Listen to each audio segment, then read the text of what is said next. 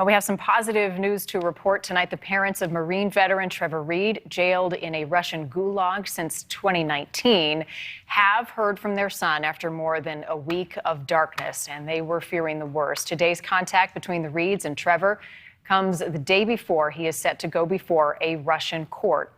Trevor was sentenced to 9 years in prison for, quote, endangering the life and health of Russian police officers during an altercation in Moscow. Charges he and his family have denied from the very beginning. Trevor's parents have been on a nearly 4-year campaign to get their son back home, and they are joining us tonight. This is Joey Reed, Trevor's father. Mr. Reed, thank you so much for giving us some time tonight. Thank you. Tell me about the conversation that you had with Trevor. Well, we didn't actually speak with Trevor. He was able to call his girlfriend. They allow him to call her from time to time. They've only let him call us for a 2-week period in March since last July. There was a 232-day period where we never spoke with him. But he was able to call her on Friday evening and say they had that he was okay and that his symptoms had decreased a little bit. They'd given him an x-ray, but no one in a week had told him what the results of the x-ray were. Is there anyone overseeing Trevor's health or his case right now that he trusts? What has he shared? Well, you know, his case in Russia, we have two prominent attorneys in Moscow that did an outstanding job presenting a defense for him. For example, they had a 7.5-hour closing argument in his trial. The prosecution spoke for 15 minutes, which kind of gives you an example of how lopsided the system is there. Are you hopeful and optimistic about the hearing set for tomorrow in Moscow? No, not at all. It's obviously a political case, and we plan on taking it all the way to the Russian Supreme Court. We've already been there once where we appealed his denial of bail.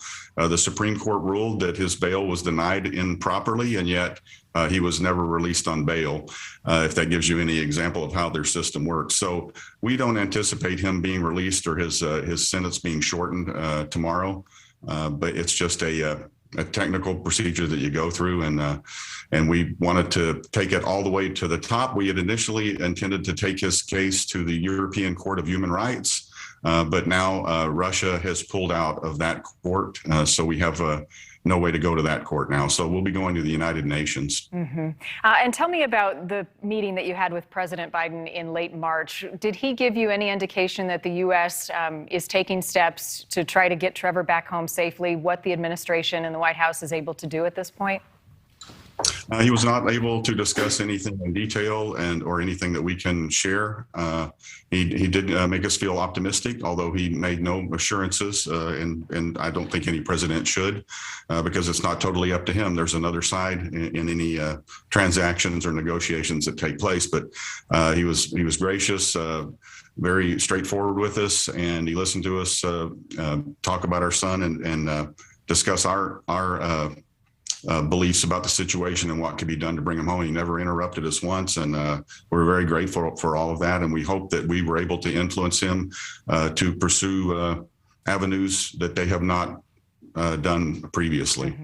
Mr. Reed, talk about Trevor's condition while he has been in custody in Russia. It has deteriorated. You've been skeptical that he has received adequate medical care. The hunger strike that he undertook recently. Tell us about some of the challenges he has faced health-wise. All prisoners in Russian prisons receive virtually no medical care. It's been a struggle the entire time he's been there. First, it was smaller ailments, and then he had COVID. They moved him to a prison hospital just to seclude him. All they did was give him vitamins. And then he had after effects from COVID for months. In fact, he may still have some of those now. He was exposed to a prisoner back in late November, early December, who they found out later had tuberculosis. And the rumors are when he was sent to the prison hospital, he lost a lung. We can't confirm that. But and then within a month of that time, in early January, Trevor started coughing up blood. He started having a fever off and on. He's had pain in his chest ever since he had COVID. So he has all the classic symptoms of active tuberculosis. The Russian government has said they've tested him several times. And as we like to say, if they did, Trevor was unaware of it. And they've presented medical records in the past, which then other Russian officials presented medical records, and they were not informed not to provide the real records. And so they completely conflicted and lied. So we don't, even if they said that he had tested negative, we would not believe anything they say. They have lied about everything since the day he came in contact with government officials. Yeah, just so frustrating for you and also for the families of other Americans who are being detained in Russia right now. Paul Whelan, Brittany Griner, are you in contact with those families at all?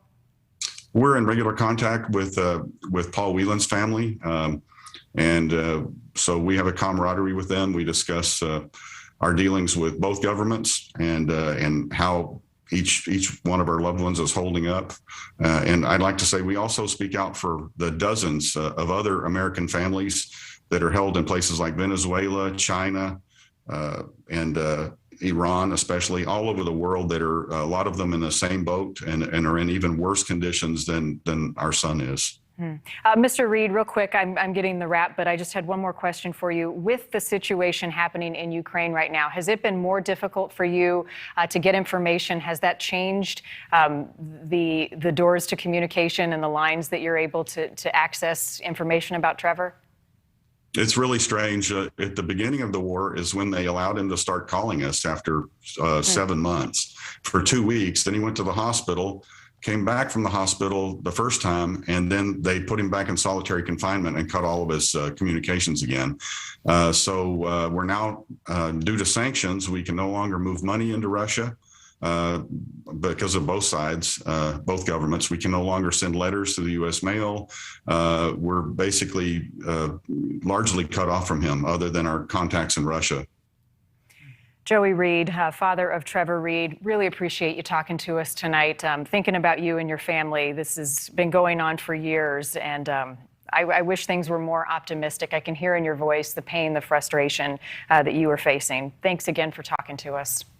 Thanks for watching. Click the red subscribe button below so you can get more of NewsNation's fact-driven, unbiased coverage.